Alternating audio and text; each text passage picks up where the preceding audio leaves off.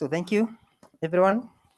Welcome to this presentation. It's an honor to be here and share some of the findings that we have been able to gather all around from last year when we started on this project. That is understanding the taboos in the Agikuyu community. Is a project that we are doing somewhere in Central Kenya. As a young evaluator, is one of the projects that has brought to me a mix of reaction, being the first study on indigenous evaluation, and I hope you also be able to learn something at the end of it. So we're from the start, we started by indicating that taboos from the community, we take them as prohibitions that if contradicted, will result in what we call uncleanness, if I translate it into English. And at some point, if this is not cleansed or cleaned, it might result to some quite unfortunate eventuality, and which can be a curse. So the study we did to understand and to gain some bits of knowledge, or to garner some knowledge on indigenous practices by understanding these taboos, how they are used within the community to handle quite a number of issues, noting well that there are the issue of human rights. If someone maybe did kill some of the other person, what happens? The issue to do with the equality or the inequalities, issue to do with the conservation of the environment, issue to do with the community governance. How are the people, the taboos guiding the people to manage their governance, and issue to do with social harmonies. So the study we did somewhere in a village known as Gikura village, that is in central Kenya. So the other thing we need to look at it in terms of a question, why is the study? So you may note that primarily the taboos are meant to maintain the social cleanliness. But if you check at the people of the village, they have seen the benefit of conforming to the taboos, on doing what the taboos dictate for them to do, and also they have seen the disadvantages of contradicting these taboos. And some of the disadvantages that came out of our study, we realized that these taboos have led to death, and also they have led to some sickness which are directly related to taboos. Some people have kind of a disease that look like someone has got a stroke, and these people are people who have directly contradicted some taboos, even when they are told and they are being informed by the elders, don't do this, don't do this. So the study was conducted to realize which taboos, where are they, how these taboos and relate to various evaluation practices. If we can look at another aspect on what was done in the study, we basically organized ourselves as a team of young evaluators from the national evaluation body, and then we went to the villages and then organized a team of elders who are conversant with the taboos. And we had a meeting. We had a team of 10 elders. We did that in a resemblance to represent the 10 daughter of the Gikuyu, the father of the tribe, and the Mombi, the mother of the tribe. They had 10 daughters. We usually call them is 9 plus 1, but for us here we shall use a simpler one, which we shall say it is 10. Then that is the team that we composed in the village. It comprised of men, the elder men and women. So we organized them, and we then, after we collected the taboos, then we organized these taboos by cleaning them. We categorized into various themes, those affecting related to human being to animals, human being to plants, human beings to another human beings, and so on. And then we went ahead to look in those who are related to men, which are related to women, which are related to young people. So we also analyze the use with the villagers, with the help of the villagers. So the study, we also identified and mapped the location of certain taboos where they are prominent, that is predominant within the village. So one of the things that we took a concern on was on the general evaluation practices, whether these taboos, are they there to inform, are they there to guide evaluation practices. So we did those for all the 165 taboos that we corrected.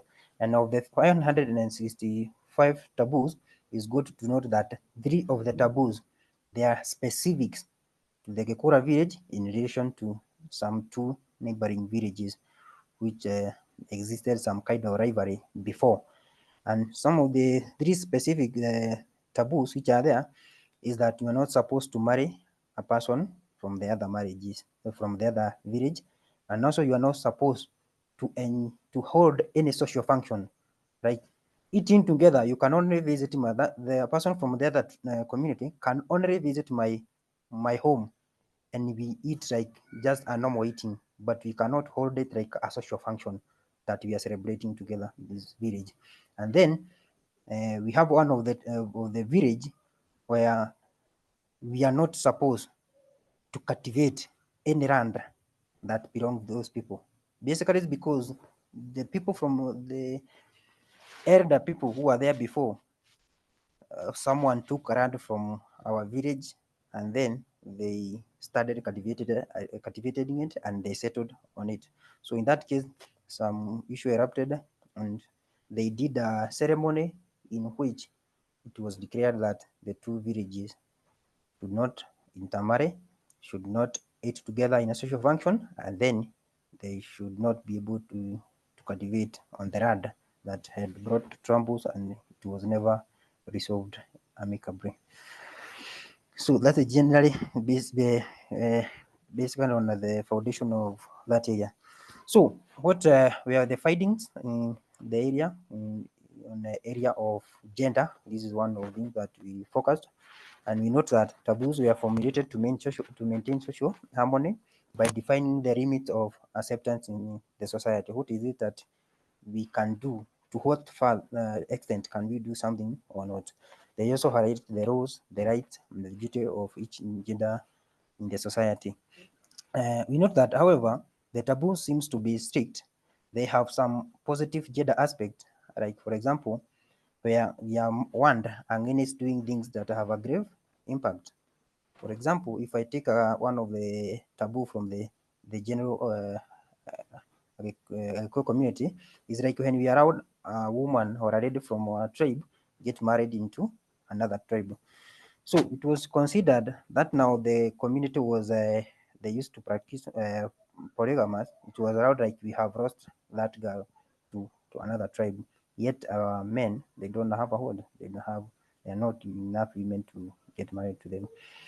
So it is a taboo for a man to carry a baby on his back. Is another one that came out in a day. However, we are supposed to enjoy that interaction. A man is expected to be busy getting food for his family and ready to protect the family, and therefore you could not be burdened with other work. And this case, it brings away is an indicator of separation of responsibilities. Like when you are doing our evaluation, there is what we are supposed to do for us to be able to ensure the process is smooth. The other one that we focused on, now we have one on fighting on human rights in the study area. So we note that even though the taboos were meant to maintain the social cleanness, they do limit what one should be able to enjoy naturally. For example, the limit of interaction, that in terms of marriage and social function between members of different villages, interferes with the freedom and the level of association. We can just enjoy or we are neighbors, but we can only associate like strangers. So our level of association is limited. So this highlights the need in an evaluation perspective, that the need for evaluator to avoid associating with the sources of potential threat to the evaluation process. You can get such a guidance from there. So the other thing is something to do with the inequalities in the study area. So taboos have the power to guide inequalities that views themselves in two ways. One of the way is taboo that inform on the existence of social inequalities to maintain social cleanliness, like prohibiting intermarriages or cultivating or social celebration with the two neighboring villages.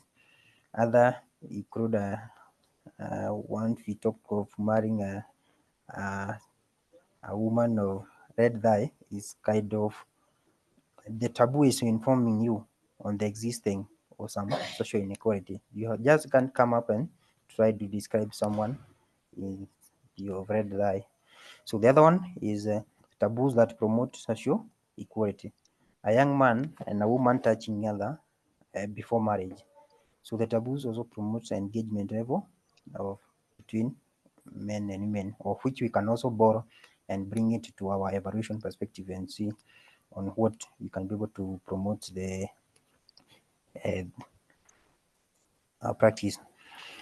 So the other one is in terms of a question on the finding on inequality from taboos on how they inform evaluation from an African perspective, and it is say that yes, the the taboos inform evaluation from an African perspective, and we say that the taboos have a unique way of informing and promoting evaluation. One, by making one believe that outcome will not be as good, will not be good if you don't follow the set procedure, the methodology, or the ethics on evaluation. So this kind of wisdom will guide us in the thinking and the practice of evaluation from a gender sensitive and human right perspective. So how do the studies finding advance the Made in Africa evaluation? So the study provide a way of harnessing the evaluation practices from indigenous practices, and in this way, the wisdom in taboos inspire the gender and human rights related issue or studies from the people's perspective. It's the people from long ago, what we call Agu, who created these things. So it creates a room for us to be able to evaluate and see how are these things done from long ago. Are there some which from time to time that have lost value or they are no longer used? Is it that they have lost value or they are no longer in use? So, and in the study, note that we recorded a number of taboos that have ceased their use or they have become silent. We can't say that they have ceased to be in use, but we know that they have ceased to be in active use. They are not reference. For example, there's a taboo where we say that if you kill someone, you yourself you are supposed to be killed. So that taboo is no longer in practice, and even it can be condemned. So we cannot say that it has ceased to be used, but of time with the advocacy and so on, this taboo is no longer 100% applicable. So the other major question that is coming up is on the future of the studies on the taboos. So I would wish to know that for us being young evaluators, we find it interesting when we are doing such a project, especially being first timers. We always try to think what best can we be able to output from the study we are doing. And in this case, maybe we went overboard and did quite a lot, but we appreciate the guidance that we are getting from our advisors. So from the previous presentation on taboos, we have been working on understanding the taboos in the context of the general evaluation practice to knowledge. Now, from where we sit, we did a meeting a day ago, and we realize that the future of the study is to understand or analyze the taboos in the context of, then in a deeper way, to analyze the taboos in the context of gender, inequality, and human rights, noting that these are areas of concern, especially in our context, in our area. The other thing that we are looking on into advancing our study on is on ethics, the ethics in the evaluation. And then the other one is we are trying to understand that better. Now that the community, we feel that there are some limitation, social limitation on how, now noting we are in the same in the same ridge. You note that in our area, we usually have valley between the ridges. We have a valley between the ridges, where down the valleys we have the rivers. So now noting that in the same ridge, we have people who cannot associate to some extent. So we need to understand how these social policies influenced by the indigenous practices on taboos affect the economic policies or the development in the village. Because some development, like if we want to have some power in the village, they will not separate, know that this one is from another village that they don't they are not in good terms with the members of these other villages. The development will come as a package to everyone within that area. Same thing like to other utilities like water and so on. And then to the end of it, we want to publish the study of our finding and to be able to share our finding with as many people as possible. So I think that marks the end of my presentation for today. I welcome you to ask some questions. Thank you for taking your time to listen.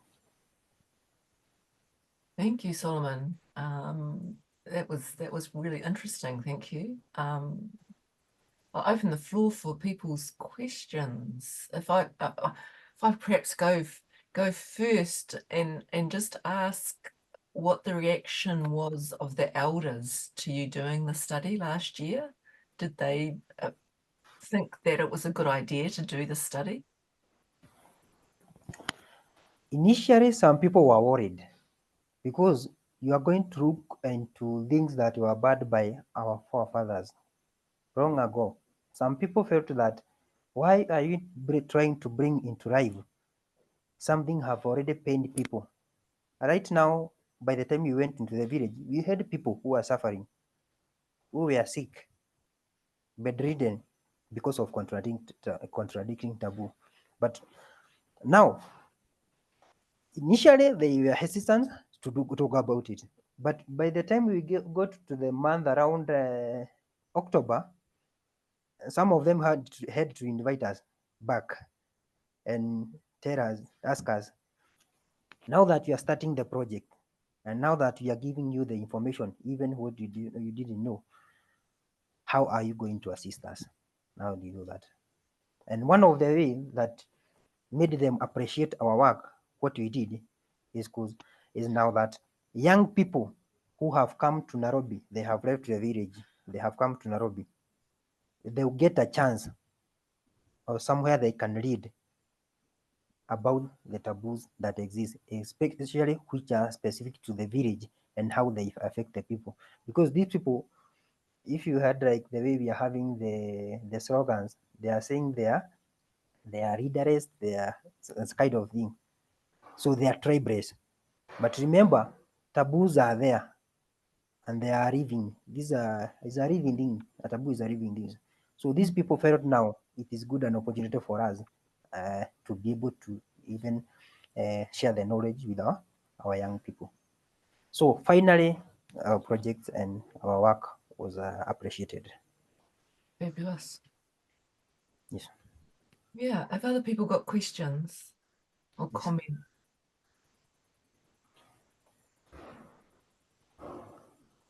Yes. Hello? Hello. Yes. Hello. Yes, it's Anos from Yaoundé. Next. Okay, very good presentation, Solomon. I read that taboos is for social equality and social inequality, but I don't know whether taboo, because here in Cameroon there are taboos that are not for social inequality, not for social equality, but it's just that there is the people or elders, they face a situation and they don't know how to take the decision. And since they don't have the better decision to take, they just put it like a taboo for their time to study and find a better solution to how to use a practice, have to use something or a practice. And then when they find the solution, they just remove the taboos. So the taboos is for a time. And then, and sometimes it may not be a taboo again. Like they say women should not eat snake. That was in the past. It was a taboo for women. So by the time they realized that, did they forbid women to eat snake? So they are now eating. Though it's not more a taboo. I don't know. Have you seen it about in this your research? Okay, thank you for that question. So, from the study and what I mentioned toward the end, we realize that taboo are not fixed for a time. They don't have a time frame from when they were fixed, and they are not fixed to serve a specific for a time before a solution is found.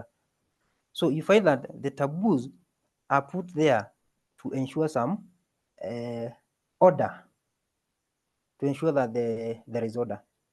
So they are not done for a time. The other thing is about, I mentioned about taboos, which seems due to advocacy. Like the human rights groups, they are advocating. For example, it was considered something like a taboo, like the one we talk about, intermarriages between the different communities. Yes, it was a taboo to marry, especially for a lady to marry to another tribe, to go to another tribe, because the community was considering like that lady is has gone, and to join to be part of the other tribe, because they consider that a woman belong to the man tribe. But you see, for example, for now, people are getting married, but that one does not mean that the issue of being intermarriages between the other tribes is not there. It does not mean it is not there. If you look keenly from the information that we got from the people, they are saying for you to be able to get married to another tribe, there are so many ceremonies which are supposed to be held, or which none of these people who is getting married to those tribe is able to achieve. That is why it was considered more of a taboo, because rarely one will be able to achieve that. Thank you. I hope I have elaborated it well. So, Jerick. I can, yes. Yeah, I think better keep the floor to Almas first. I think I can come later. Okay. Almas and Daniel. I'll come later, please. Thank you, Sergio, for the favor. Thank you, Solomon, for interesting study and presentation.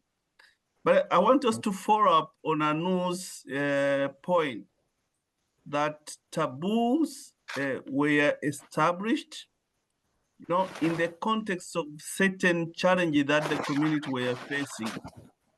And therefore, there is a story for each taboo. And I think that story could also be related to the way the elders tried to solve the problem that they were encountering. So to me, for the future study, you could also dig deeper on the stories about each of the taboo so that you end up the same context prevails now that make people not interested to abide by the taboo. That's one. Two, I wanted to ask, because now the context has changed, the Kenya we know and the community that we know now is different from 60 years ago, but there is a lot of interaction now between the communities. Do you note any new taboos? So the taboos in the time frame, do you have the taboos which were established, let's say 100 years ago, and the taboo which has been established recently, let's say 30 years ago, so that the context that are prevailing now could also inform the elders to establish some new taboos? And that could also be very important, the story around that. Thank you. Thank you, Armas, for that.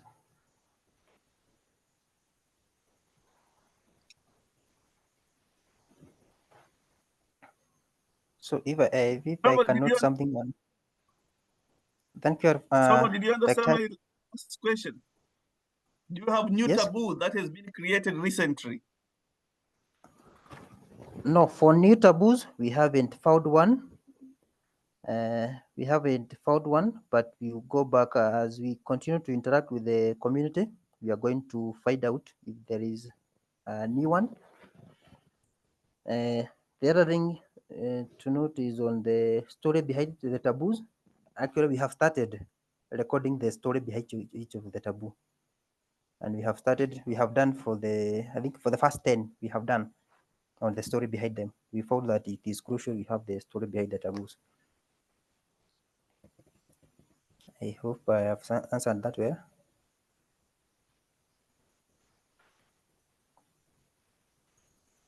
Sorry, Fiona, if I have to follow up. So, Solomon, Yes. So part of the presentation of the taboo that could be more informative is Yes. to capture that story and the wisdom in that story that led to this kind of taboo. That one will even inform more discussion on how to integrate that wisdom in the evaluation practice. Thank you. Thank you. Thank you. Thank you, Elmas. Sir Jarek. I saw Daniel's online. Daniel, please go ahead, please. I'll come later. Okay. Solomon, thank you very much. I came in rather late. Sorry, I was on I had a meeting. I had two questions. One, I think is more significant, the other less so. One is around when you say in your presentation, I was intrigued by the sentence that I scribbled it down, so forgive me if I get it wrong. You said something to do with evaluation by making one believe that outcomes will not be good if you don't follow ethics. Have I got that right?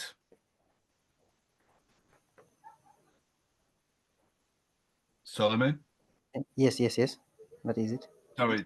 So I've scribbled. I tried to, my question was really for the statement where evaluation by making one believe that outcomes will not be good if you don't follow ethics.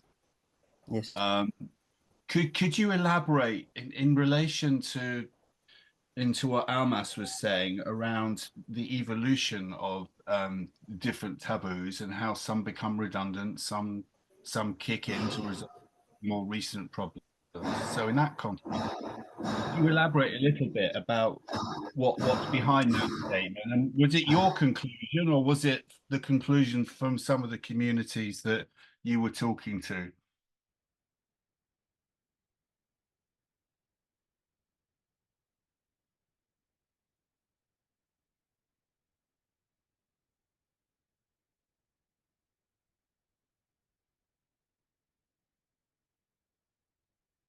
Hi, did you get the question? Sorry, there's someone who is disrupting around the area with some noise. Sorry. That's why. So thank you. So can you please repeat the question again? Okay, so in the context of what Almas was talking about in terms of the evolution of taboos, over time, you know, and their function of trying to resolve problems. In that context, you have a statement on one of your slides that said something along the lines of evaluation by making one believe that outcomes will not be good if you don't follow ethics, or words to that effect. I was wanting to ask you two related questions. One is, was that your conclusion based on what you listened to when you were interacting with community members as part of the research? And the second question is, could you elaborate exactly what you mean by that, and what is the consequence of that? Okay, thank you. So the understanding behind that finding is on the area of the way of informing and promoting evaluation. My goodness. Sorry. Someone who is waiting for me to start talking, and then they are they're starting to know something. So anyway, so okay, the thinking behind this one, once we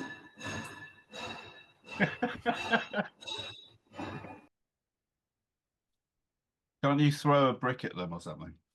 It could be a taboo. It could.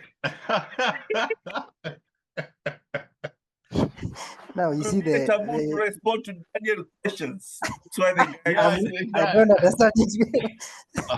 You see, like now I'm you're asking you. I'm asking you to compromise your tribe's taboo. Actually, it's like.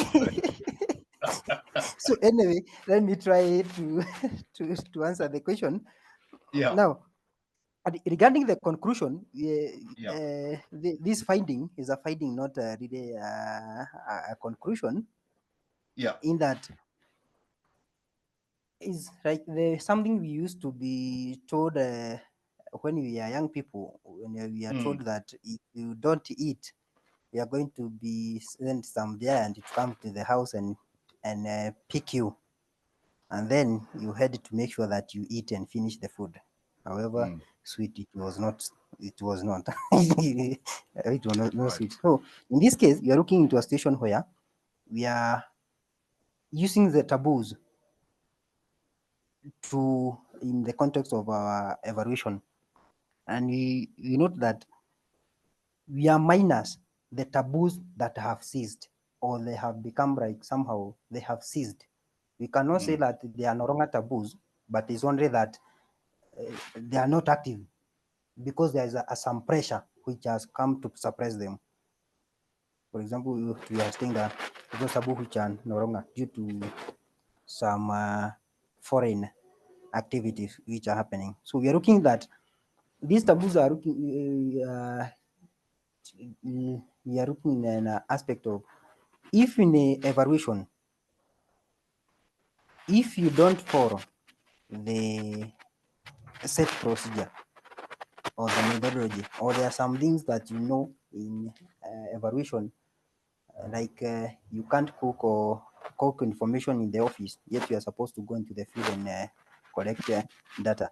It's actually a fact that if you don't go to the field to collect data, you just have your cooked information and decision. The decision will be based on some information or data that is not right. So this is the way we are trying to use it in that context, that if you don't do the right thing, then you don't have the right result. Okay. My second question is thank you very much. The second question very quickly is, I didn't understand who is a woman with a red thigh. What's that mean? This the way they used to look at it. They looked at they looked it into a woman who, in case you slept with that woman as a man, you automatically die. So there are such people who are categorized like that in the community. And actually, it's something that you are warned was a taboo to sleep with that person, because automatically you are going to disappear. You're going to die. Those are not stories. Those are real things. If you want, there's even some confession of some ladies who says, I have slept with a certain person and he died. I slept with another person, he died. So there are those confessions. Those are not the stories. Okay. Okay. Yes. Thank you. Anyway, thanks again. Really good presentation. Thank you. Thank you. Amazing. Amazing. That's really amazing. And then I'm happy that colleagues, good afternoon again. I've been away for a couple of weeks. Now I'm doing very well. I'm happy that Anu, which is anthropologist, went out some clarification about taboo. And then Professor Almas, you bring it a good insight, by confirming what I was about to say, that indeed taboo, there's a story behind a taboo. When you look at both principles of sociology of, let's say, most of the constructivist society, basically in the global south, they are built on the taboo. And then this is a long-term story. There's a book from McGill, Tim Coates, I think I'll share with you, who share a lot of insight about how the constructivistic approach was built in the society.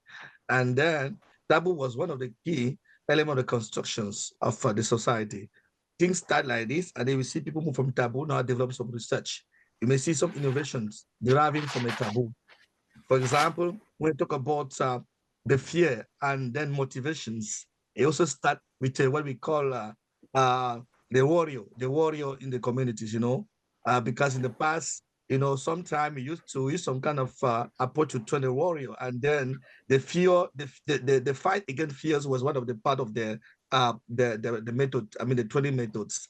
So indeed, I agree with Almas, Dr. Solomon. It would be good to maybe for next step to check whether we can get some of this, not all, but let's say one or two story behind one or two taboo. Very important, because Yes. in the past people were using what they have as a mean to build a society.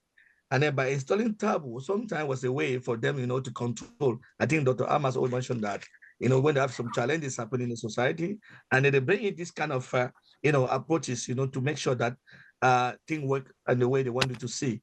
Very important. And then it'd be good also to see whether there could be some linkage, because, the taboo didn't stay in one community. You may see the same taboo be applied into about more than 10 communities or villages or societies. Like it can also go beyond the boundary of the countries, not Kenya. You can go to Uganda, neighboring countries. You can see the same taboo applying in Uganda, same thing in South Sudan, and then even in the all Bantu tribe, could be even in Cameroon, whatever. But that is origin from Kenya, for example.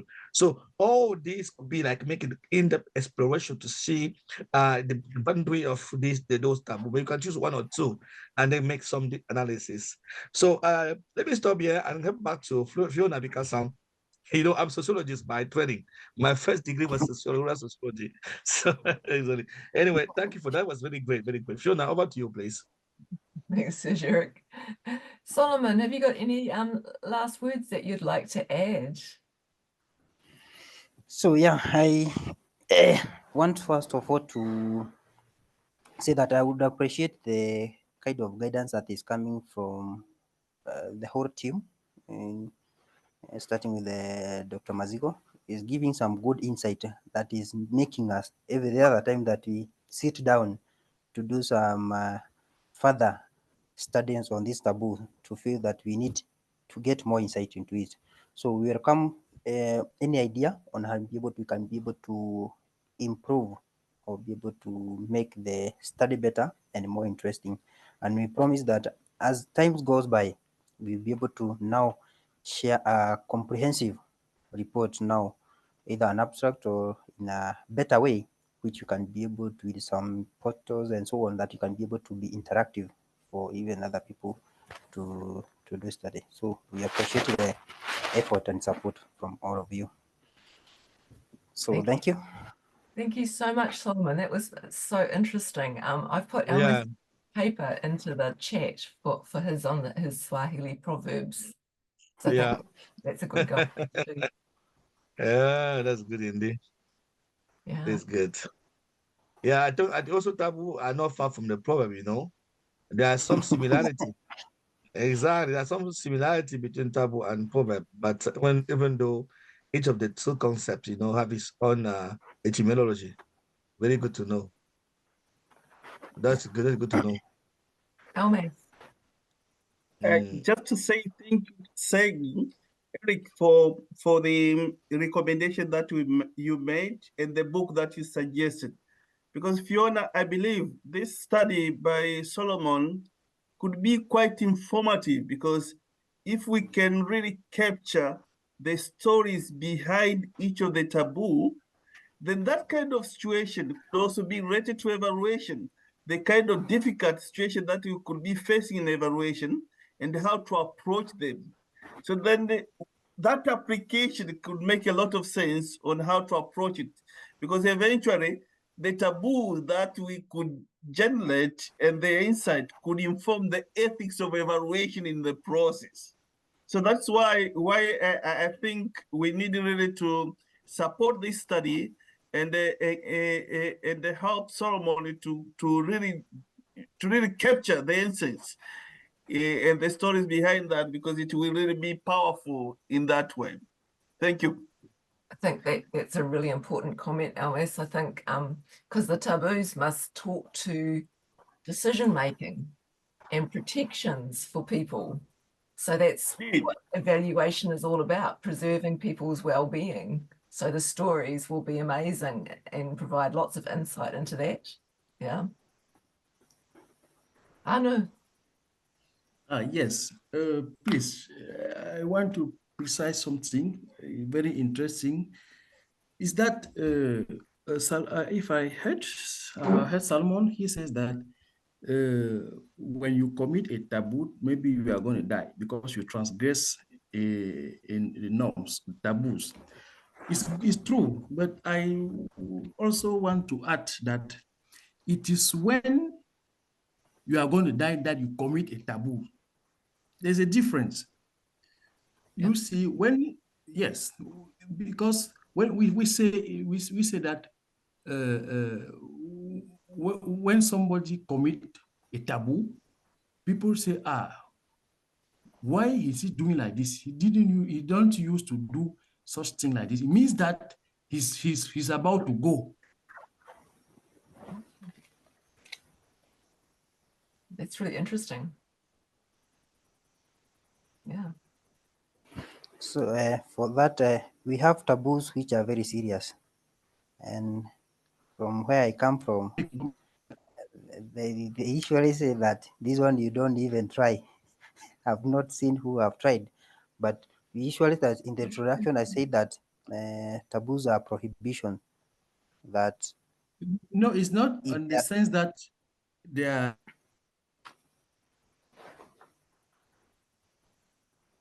the taboo to show people that you are going, that you commit a taboo. You don't commit by your own will. It's to show. It's like you want to sleep. People are seeing that you are tired.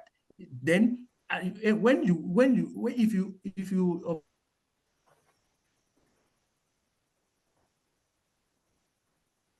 losing you.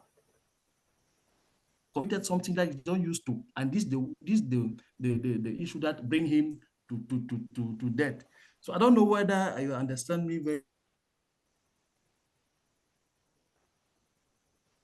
Oh, you're fading in and out.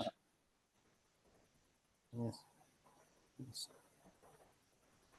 Anux is getting disconnected. So yeah, I think Solomon, from what I understood, and I was saying sometimes it's like a cause effect thing. Sometimes the breaching of the taboo is not what leads to someone dying, but that the dying leads them to breach the taboos, and just trying to unpackage some of that perhaps. I think one of the things that we are noting from which is a live one is where we have someone is facing a serious sickness. out of marrying from someone you are told. Even the father of the person told them, even if you get married, don't bring dowry to me, to me. And then the man died, the father died, and then the lady went ahead to get married, and they got children. So one of the things that happened, he went to cut the grass in the forest. He did cut one of the finger. He went again another sometimes. He did cut another finger. So another time he went, so the man now, he got an accident. Then you are told, stop the relationship. So until the man got ill and got something like a stroke. And then this is when the wife realized that this is not easy. The wife disappeared to come in and live in the city. It's only now that they are giving a story they wish they knew. But you see, they all along knew even before they got the child. They were being told, stop this one. And even the community, they are telling you, don't do this one. So sometimes we are finding it hard even for us when you're doing analysis to say that this one you're doing out of voluntary, or this one you don't do it voluntary. So this is where we are trying to struggle in to get the difference of which one are you doing it voluntary, because like this one you are being warned, not once. I have grown known these people, they are being told to stop this one. So we are stuck in here trying to see how we can be able to capture these dynamics better. But it's a very interesting study that is making us even to know our community better. And somehow it sounds like somehow harsh, but people are coming into terms. Even the elders in the community, they are all over TikTok and Twitter and Instagram teaching people now about taboos. I don't know how they have tried to copy my project or whatever is happening. Everyone is online trying to break down the impact and how to avoid contradicting these taboos. So thank you. Oh my goodness. Thank you so much. I have to look on TikTok for them, Solomon. Thank you so much for your presentation. I can see that this small project that you've done has sparked so much discussion in the village to the point where they're on TikTok. Presents a way of the information people need to know before they go and do anything in that context, in that village.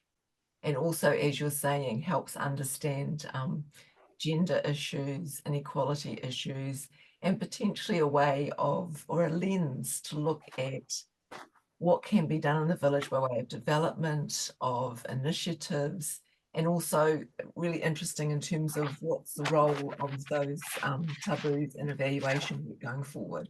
So I just want to thank you so much for sharing this morning, Dr. Taboo. Look forward to your next study. And thank you everyone for joining.